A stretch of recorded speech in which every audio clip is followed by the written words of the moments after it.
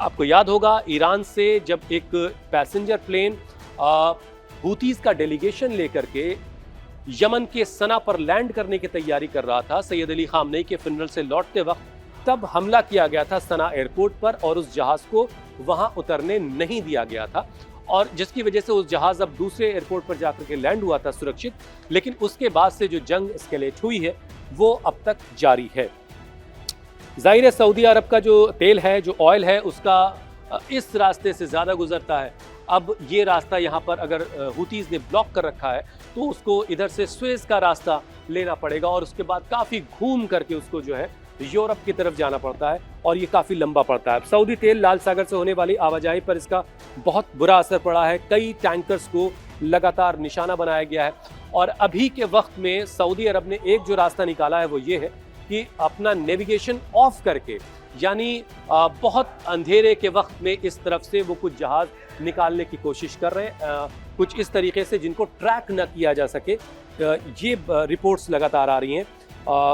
हूतियों ने सऊदी से जुड़े तेल और बंदरगाह ढांचे को लगातार निशाना बनाया है।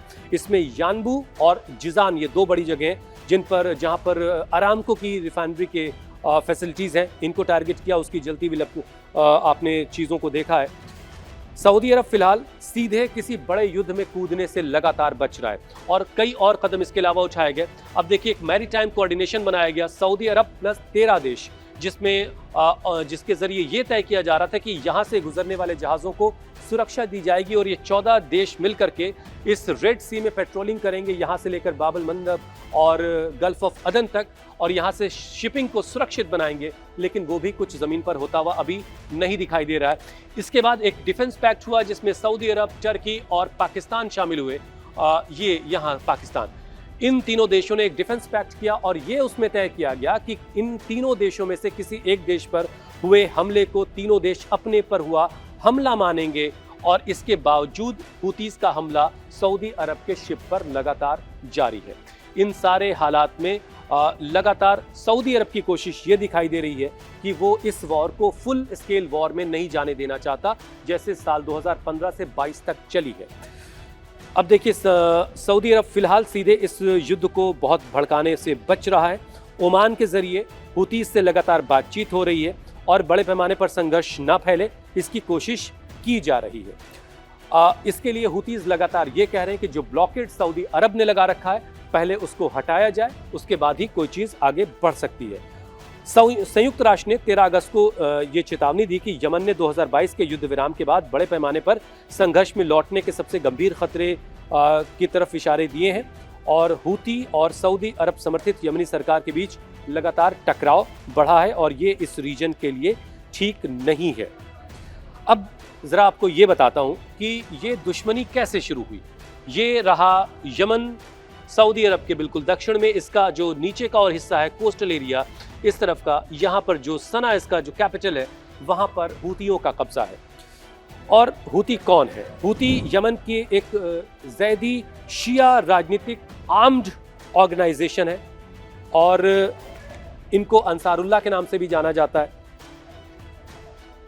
और उत्तरी यमन तक इसका कब्जा है और हूती फैमिलीज इसको लीड कर रहे हैं।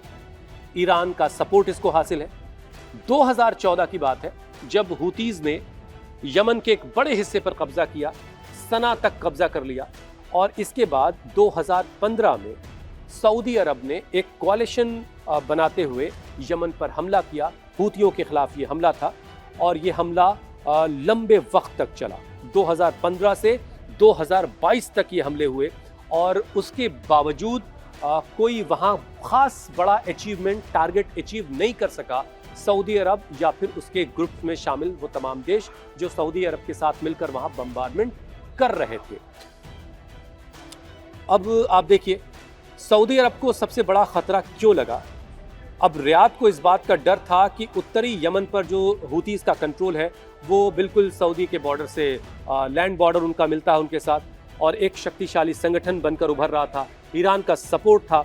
इसके अलावा सऊदी अरब, अमेरिका के मुताबिक हूतियों को ईरान से जिस तरह का सपोर्ट मिल रहा था, वो जो ताकत मिल रही थी, उससे भी एक तरह की घबराहट थी।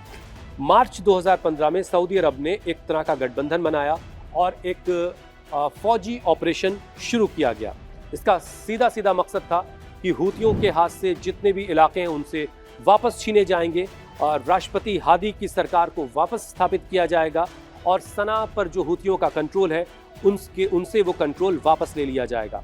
लेकिन ऐसा कोई भी गोल अचीव नहीं हो पाया और फिर 2022 में यूएन के दखल के बाद एक तरह का संघर्ष विराम हुआ और उसके बाद से 2026 तक ये संघर्ष विराम सऊदी अरब और यमन के बीच, हूतीस के बीच जारी रहा, अंसारुल्लाह के बीच जारी रहा।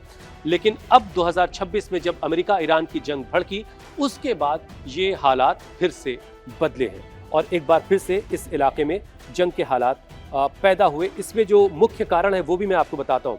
अब देखिए 2026 में इसी साल 28 फरवरी के दिन अमेरिका और इजराइल ने ईरान पर हमला किया और उसकी वजह से इस पूरे इलाके का जो समीकरण बदला।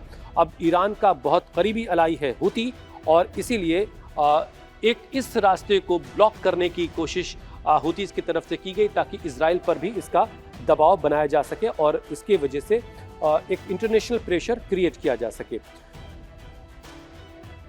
और इसी वजह से हूती इस मोर्चे को पर सक्रिय हो और आपको जैसा कि मैंने बताया कि 13 जुलाई की जो घटना है उसके बाद ही सऊदी और हूतीस का जो फ्रंट है वो खुला है। इससे पहले कोई ऐसी बात सऊदी अरब और हूतीस के बीच नहीं हो रही थी। जब सऊदी अरब की तरफ से सना एयरपोर्ट पर हमला हुआ उसके बाद से ये फ्रंट खुला है।